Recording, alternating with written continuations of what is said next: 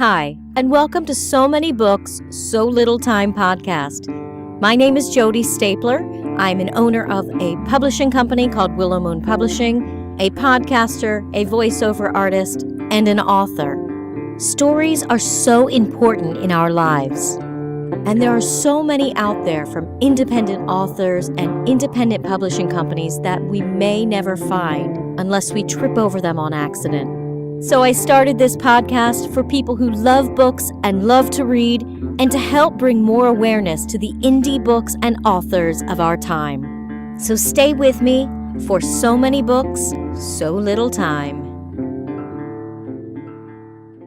I am speaking with Sean Buvala today. He is the author of many books, but the one we're going to be talking about today is called DaddyTeller, and he is also a full-time storyteller.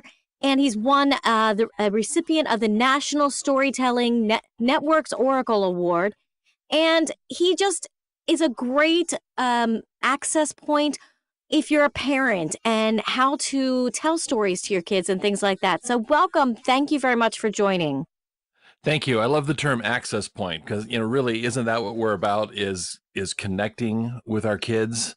And so access is a great, not only for parents to access us, right? You and I in this great interview, but also that our children access the world via us. I love the term access point. Oh, good. Yeah, absolutely.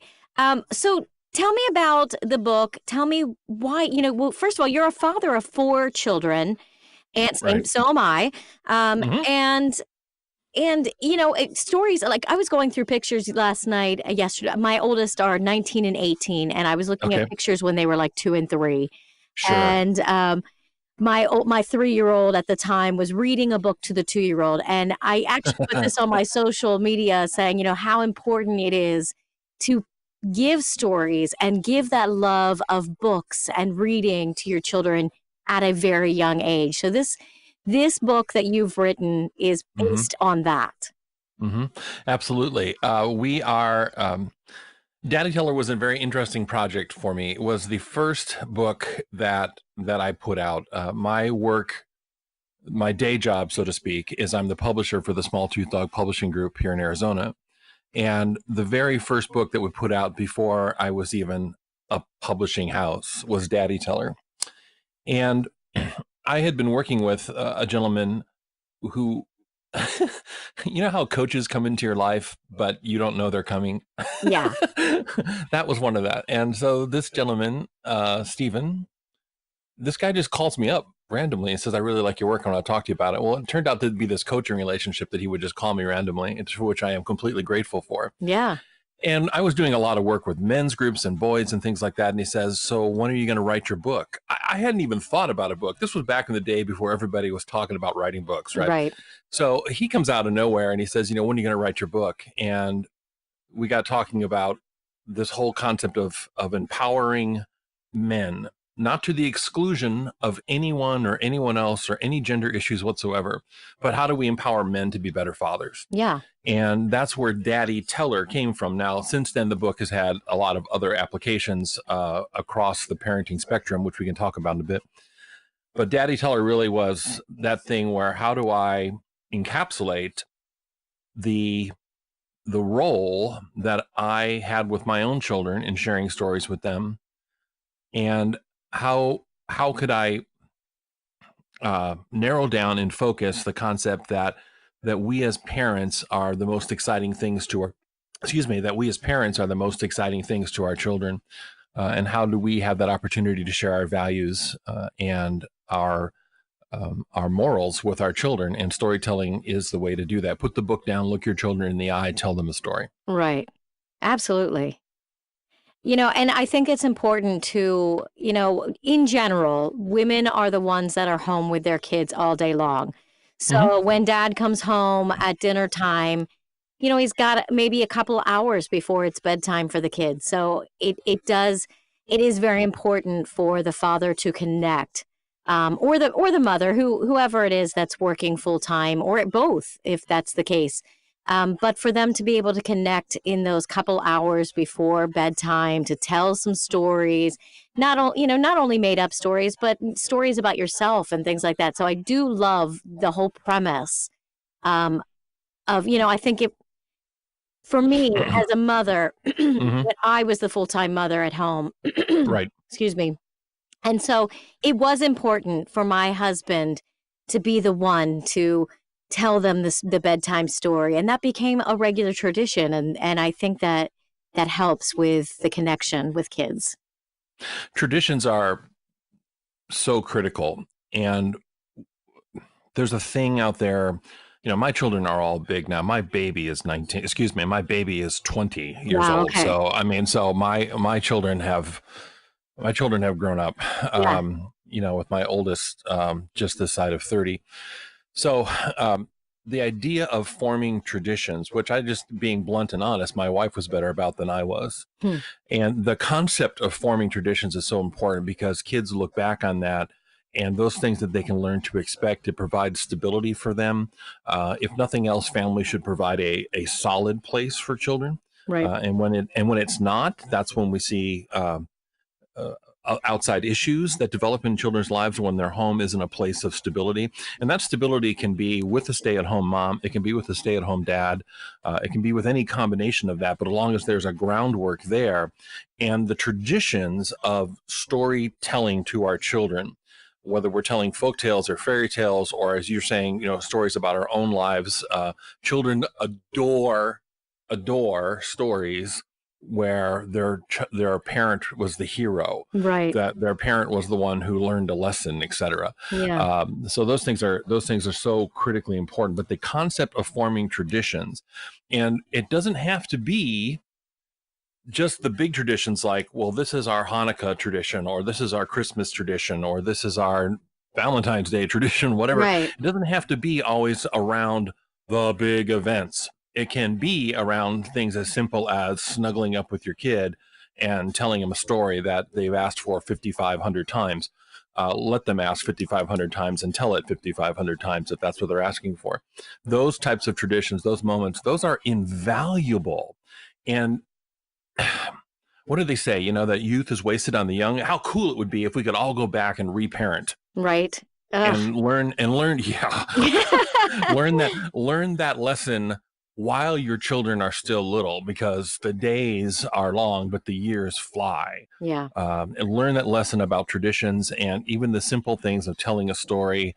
Okay, you can't do it every night, so every Tuesday, Friday, and Sunday nights is story night. Whatever it is in your house, make that the tradition and stay with it. Right. Oh, I love that. Yeah, definitely. I think, it's funny because, like I said, I have 4 kids as well. And with the third Mm-hmm. and fourth, we probably weren't as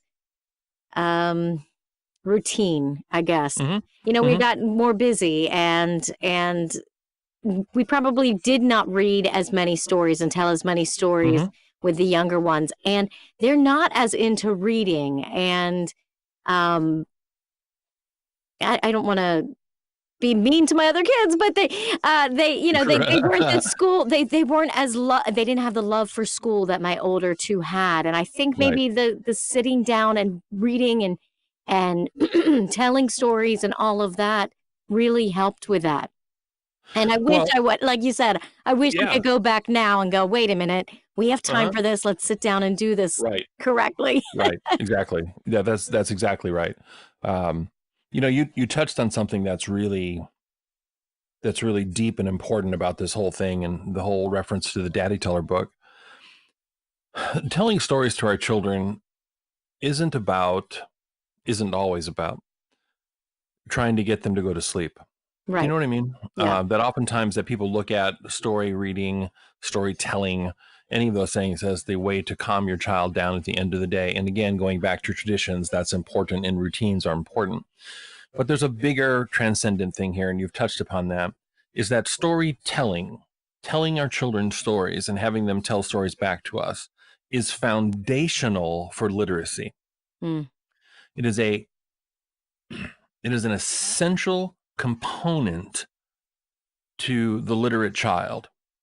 And when we are storytelling, we are contributing to that child's future literacy. Children should learn to tell stories, children should learn to hear stories first, then learn to tell stories before we drop pens and paper or computer screens in their face and say, now write a story. Because we get children in the school systems that we just think they should naturally be able to write. Oh, the children can't write stories. It's because they have no experience of story. They have no experience of narrative. They have no experience of sequencing. Right. Which is what storytelling does. Storytelling is high on sequencing. And that means what happens first, what happens second, what happens third. Yeah. And so sequencing, all these things become super critical to literacy. So children who are read to, and I can't quote the research off the top of my head, but we know as a general rule that children who hear stories and participate in storytelling do better in school, do better in mathematics, all those things because of their exposure to story. And this isn't just some hippie thing. This is deep research, right, that talks about that we are story creatures. We're creatures of story. And so parents are participating in that. We teach a program in the schools called the Story Skilled Child. And that's a program that's aimed at parents and helping parents, especially in Title I schools, which are, schools that have lower income, et cetera. So Title I schools, we do this a lot. And parents come in to what's often billed as a, help your children learn to read class, which it isn't really about. It's about help your children learn to understand story.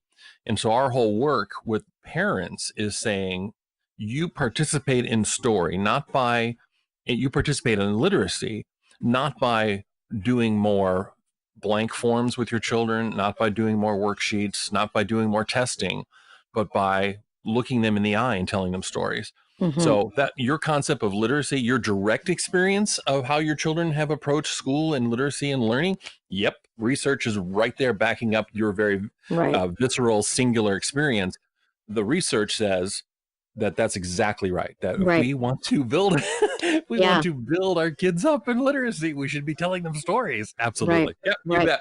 Absolutely. And okay, so I do want to ask you this. Now, say a father picks up your book, but their kids are now maybe tweens or about to hit their teen years. Is it too late?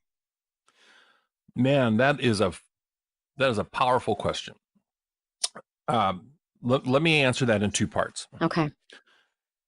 One of the things that we say to people is that if you want your child to talk to you at 14, tell them stories when they're 4. Yeah. And that becomes critical. They need to get used to hearing stories. They need to get used to communication as a norm for your family life. So that's again, if we could all go back and fix ourselves, right? Right. Yeah. So you're a brand new parent, you're a parent of teenagers or tweens, and you've picked up the book and you're starting to think about storytelling. How do you use it? One of the tricks to storytelling to teens and tweens is to be stealthy about it, in that we don't say to our tweens and teens, oh, let me tell you a story, because that shuts them down. Right. But if we say, we've got a kid, let's say, that's struggling with their choice of peers, perhaps, or something like that, there's a great story out there that I like to use for that. And if I was going to tell that story to tweens, it would be something like, I know you're really struggling with Alice over there, and she's really giving you trouble. And there was this story somebody used to tell me when I was a kid. It was like, this guy picks up a scorpion because the scorpion wants to get across the river. And so the scorpion says, oh, take me across the river. And the guy says, I don't want to do that. And so the scorpion says, no, do it. I won't hurt you. So the man sticks the scorpion in his pocket. The man takes him across the river. He reaches in his pocket. He pulls out that scorpion. And when he pulls out the scorpion stings him. And the man lays on the side of the beach and he's dying from the scorpion sting. And he says to the scorpion, you said you weren't going to hurt me. And the scorpion says, yeah, but you knew I was a scorpion when you put me in your pocket. And I don't know, sometimes when choosing friends, that's what it's like for me. So that type of stealthy storytelling, right? Casual, offhanded, like, whatever, I sort of got this story. That type of storytelling for families where they're not used to it is the way to go. Now, going back to that 4 versus 14 model, I would much rather be able to say, perfect world, right? Hmm. I would much rather be able to say to my 14-year-old who's struggling with friends at school who are toxic to them, I'd much rather just say that the tagline to them, you knew I was a scorpion when you put me in your pocket. Because they had heard that story from me when they were Right. 2, 3, 4, 5, 6 years old, so that Right. I can trigger that memory in them that says, you knew I was a scorpion when you put me in your pocket. Yeah. So And then do just say you, to them, is Alice your scorpion? Do you yeah, know what I mean? So yeah. anyway, Is if that, that makes any sense. yeah, absolutely. So, I know that your book has a bunch of different stories. Do you feel like those are ones that parents should stick to and kind of stick with the same stories, over and over again over the years so that later on they can leave that little tagline out there? Yes and no. I would say there will become stories that are favorites of your children, whether you're telling them stories or you're reading them stories. It's two different art forms and two different ways of expression, but they will become stories that your kids really like. And Yeah. we as parents have all gone through the experience of reading, a book or a story for the thousandth time. And we're tired of it, and we, Yeah. we have cultural jokes about reading Goodnight Moon or something. And Yeah. so we have cultural jokes about, but here's the issue with that. There's a reason that our children ask us to repeat stories. And we as the parent don't always get to know what that reason is. So if my child wants to hear the Lion and the Mouse story from me every night for 6 weeks, then they're going to hear it because it's not about me. My role as a parent isn't about how I feel. It's about me raising this child that I have only temporarily, only for a moment in my Mm, life. And so if that child wants to hear Lion and the Mouse for the 500th time, there's something in that story that is connecting for them, that right. is teaching them, that is giving them courage, that is giving them security, whatever it happens to be. So if they want to hear that for the 500th time, then I'm going to tell it. There are times in my life now that my children are old that I'd like to have some of those moments back so I can Right. retell stories that I, used to tell. Yeah. Excuse me, used to tell them. Um, Yeah. so in some way, yes, you're going to have stories that you do repeat, but I also think, to research now is easy. The DaddyTeller book has 8 stories in it. That some are very easy to the very last one, which is extremely complicated. So the whole range is in there. Yeah. Those are a good place to start. A lot of when I was writing DaddyTeller, I was working with programs with young dads in particular. Really young dads in particular, that they themselves had never been told stories. Mm, So I needed to be able to say to them, turn to page X, learn that story. When you come back next week, be ready to tell that story. mm, Or the workshop, the Story Skill Child Workshop, is built around the process of teaching one story, which happens to be Lion and the Mouse. So I can say to people, you've learned this story, you're ready to go, you've done it with each other in this class today. It's also in the book on page, whatever page it's on. It's also in the book on that page, and you can go back and use it as research. So in some ways, yeah, the book is great to give you those stories to start. But now research makes it easy. The internet is easy. Go look up Aesop tales, Aesop yeah. fables, AESOP, Aesop fables. There are hundreds of them, Right. hundreds of them. And you don't have to go to a library and nothing. It's on your phone, parents. Yeah. It's right there for Yeah. you to And they're great grab and stories with great lessons. Yeah. Yes, short, fast, easy stories for the most part. We've got a new book coming out of Aesop tales, and it's just like these tales are so short and so easy to make, and you can adjust them. You can tell them fast. You can tell them long. You can do all kinds of stuff with them. Yeah, absolutely. Well, and so, some of the stories that people don't even realize are Aesop's tales, like the tortoise and the hare, or, Yep. Yeah. Is it the Right. fox and the crow? There's Fox one and the with, Crow. Yes. yeah, yeah. Yeah. There's so With many, the Country cheese. Mouse and City Mouse. There's so many That is important traditionally considered an stories. Aesop tale. Yeah. Yeah, Hmm. absolutely. So, okay, so a dad first, say a new dad gets this book Hmm. as a baby gift. What would you suggest they do? How do they get started with your book? Hmm. First off, realize that children from the day they are born, and some people will argue before that, from the day they are born, are receptive to our words and are receptive to our attention, are receptive to all of the interaction we bring them. So if a new dad gets this book as a baby shower gift, Yeah. I would tell him to start learning some of the simple stories in there and tell them to his child. It doesn't make a difference whether he gets it right. It doesn't make a difference whether he gets the pacing right. It doesn't make a difference whether he gets word for word, because that's certainly not what we're talking about in the book. But just tell stories that tell and speak to your child from the moment you see them, and use as many words as you can all the time. Right. You cannot talk to your kid too much. And so that's the approach for that. Now, if this book goes to a parent, a dad, a mom, whatever, and they have a little bit older kids, I would say flip through the book, find a story that you as the parent really like, that you resonate with. There's a bunch of them in there. And then learn to tell that story. The book breaks down the process of how to learn stories and the step by step. We call it brick and mortar in the book. Learn those stories step by step. Tell the episodes, the brick and mortar of the stories, not the word for word, and just start doing it. And don't worry about failing at it, which is hard for men in particular. And I knew that when we wrote the book, that for men in particular, the concept of I've got to get it right is difficult, because you don't have to get it right. You have to just get it. You just got to get it. Yeah. And so do that with your kids, whether they're 3 or brand new, or they're 4 years old, whatever. Tell them in the car. It's a great way to keep our kids' attention in the car.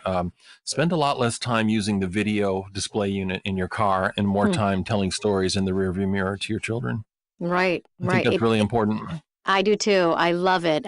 It definitely makes a connection. And, you want that connection, especially before they become those teenagers where all of a sudden they don't want anything to do with their parents. So, right. Yeah, Right. absolutely. I love the book. I think it's an important book for every parent to read. I think it's a great Thank thing you. that you wrote it. Yeah, absolutely. Thanks. It's Yeah. a very it really was a love project, so to speak. I'm looking at the book, and thank you for doing this interview with me. I'm Yeah. certainly happy to keep talking to you, but the book is 10 years old this year, and we're in the 10th anniversary of it. And there's some things I would change in there dynamically that I've learned about publishing since then, but at its core, there's nothing I would change. I really do. Right. We've been very pleased with this book, and it's been in the hands of thousands of parents, from really young, brand new 16-year-old parents to the very experienced grandparents. So we've been very proud of it. If we're allowed to be proud, I am proud of this book. Yeah, I definitely would be if I were you. It's an important book for all parents, especially in the day and age where video and technology has become a babysitter most of the time. Hopefully it will change the way people are parenting and make that connection between them and their kids. Where can people find the story in the book? The book, there is a website that's in transition for it, which is at DaddyTeller.com. The best way to order the book is through the publishing website, which is smalltoothdog.com, and just type the name DaddyTeller in the search box and you'll get it. That's actually the publisher for it. It's available at all the traditional spots online, all the big online retailers, but your local independent bookstore can get it too. You just go in and tell them that you'd like to order a copy of DaddyTeller. And they can look it up on their Instagram. Excuse me, I said that wrong. They can look it up on their Ingram system or their iPage system, so they can order it for you. If you're going to support your local independent bookstore, which we encourage you to do, you can order it there too. They can absolutely order that through their standard systems. Wonderful. Lots of ways to do it. Yeah. Yeah. Is there anywhere else people can find you? My work right now is really focused on what we're doing with the publishing house, which is Small Tooth Dog Publishing.